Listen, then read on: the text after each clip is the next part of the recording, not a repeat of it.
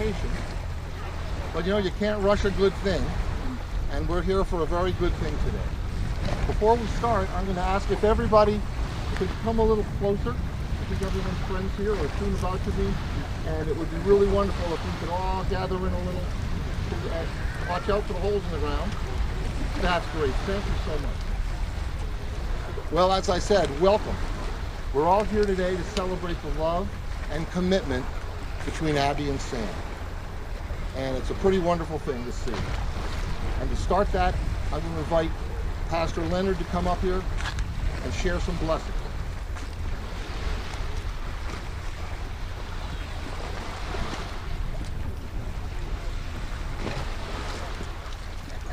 You're okay. We'll catch it. See? Thank you. That's good. I didn't bring a life jacket.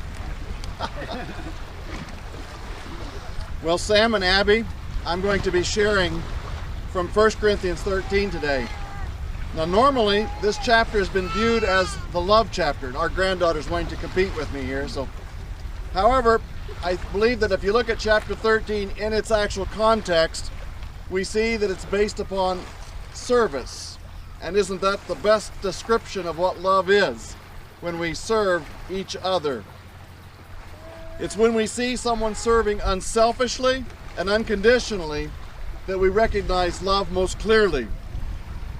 So chapter 13 comes right in between chapter 12 and 14, right? And it's dealing with the discussion on how Christians are supposed to relate to each other. The Bible points out a very unique feature of those of us who follow God, and it says that they will know who you are by your love you have one for another.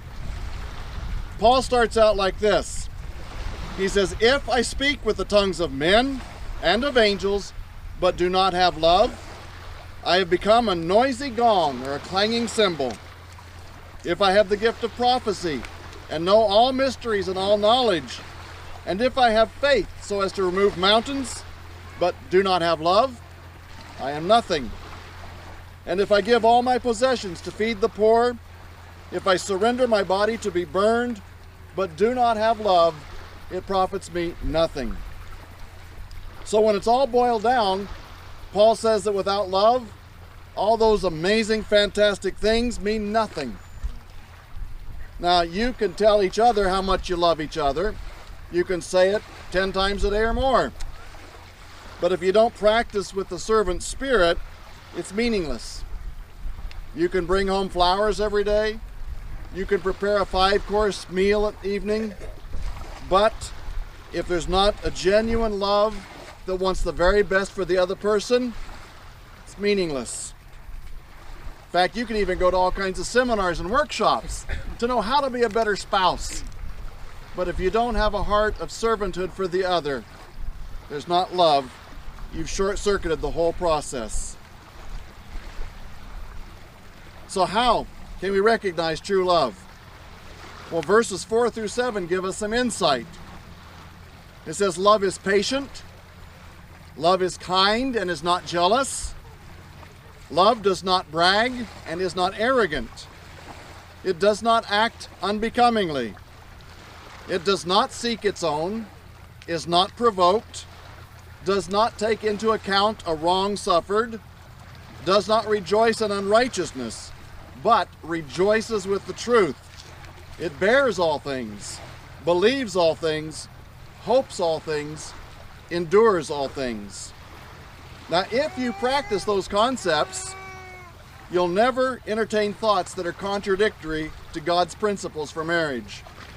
Because these descriptions are of love which is seen in God-honoring service. So let's break it down a little bit.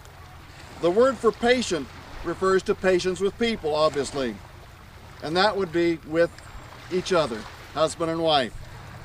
But the word has a much more powerful meaning that we can grasp in the English language. One writer wrote from several centuries back this. He says, patience is a word which is used of someone who is wronged and who has it easily in their power to get even, but will never do it. Kindness.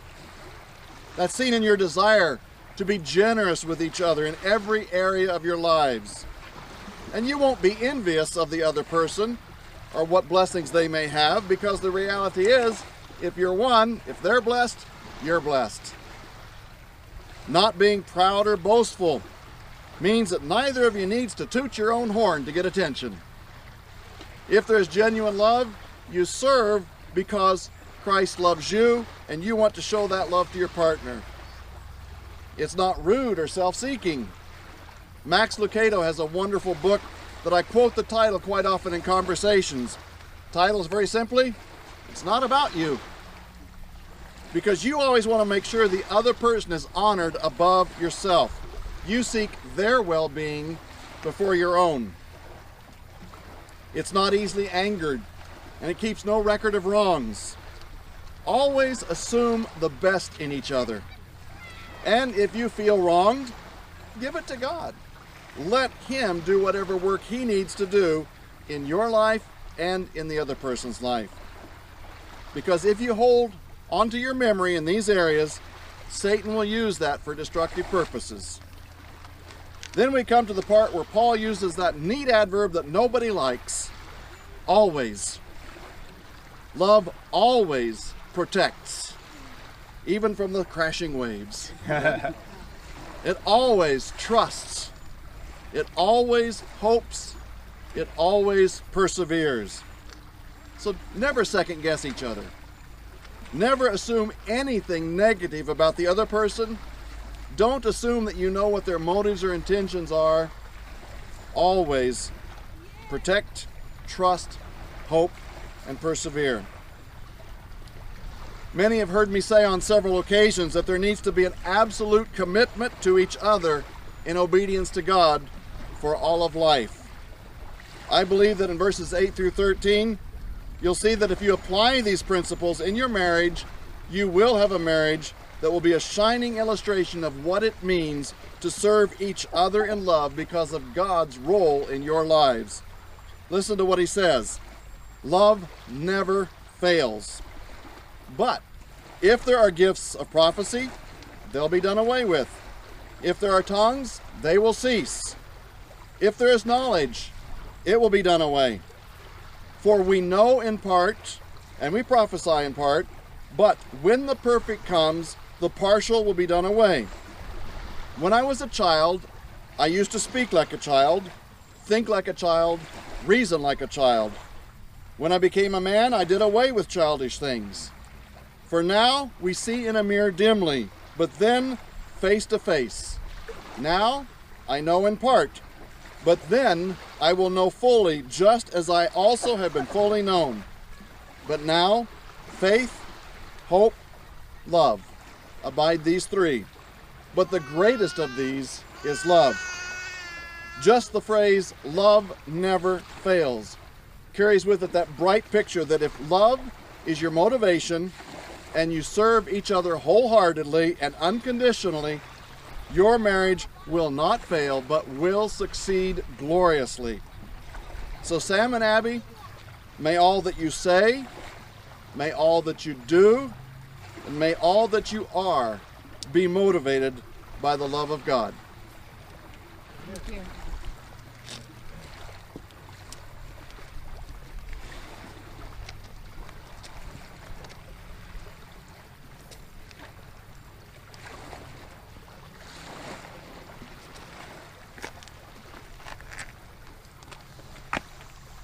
With that in mind, it's time for you to exchange vows. Abbie? Doesn't it go well with this shirt? Carries it well. I wrote it down because I'm scared and I'm going to screw it up. Sam, you told me just about all you do in blue jeans. Here we are. I promise you, Sam, to never take you or your wonderful disposition for granted. I promise to love and keep the Lord in our marriage. I promise to spend the autumn and winter of my life by your side.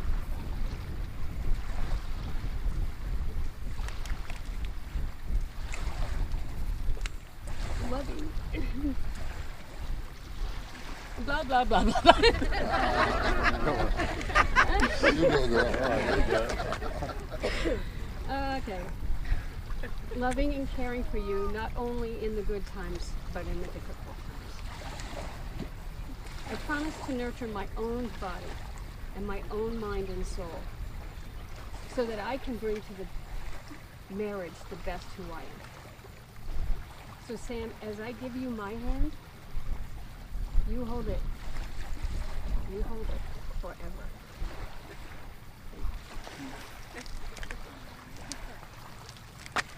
Sam? Well, I don't know if I can do it like that.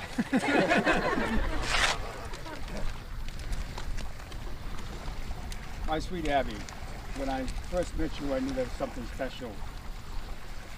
Your smile, the way you treat others, your love for God, just drew me in, and I fell in love with that special lady. As your husband, I promised to love you, to cherish you, to honor you, and respect you just the way you are. Through the good times, through the great times, through the fun times, through the hard times, through the sad times, through the times that we go up and down in life, I promise just to hold on really tight to you with God standing by our side for the rest of my life.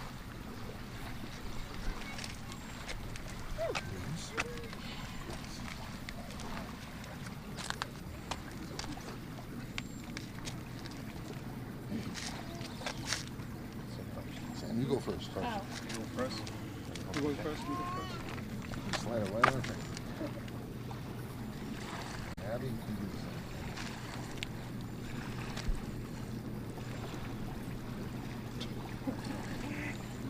Not nervous. Well done, well. By the power vested in me by the state of Maine, I hereby pronounce you man and wife. You may kiss the ground.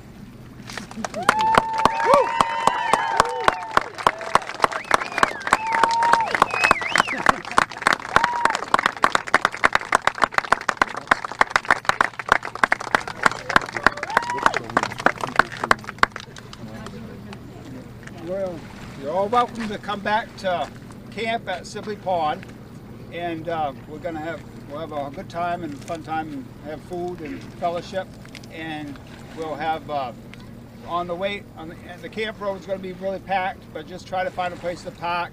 If you can't walk, just come down with the car and drop off, and we'll kind of find a place to put your car. We're going to try to park on the right hand side of the road going down into the camp. But I like to see you all there if you can.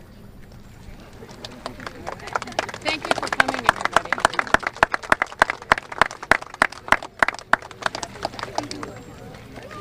I'd like to see the people.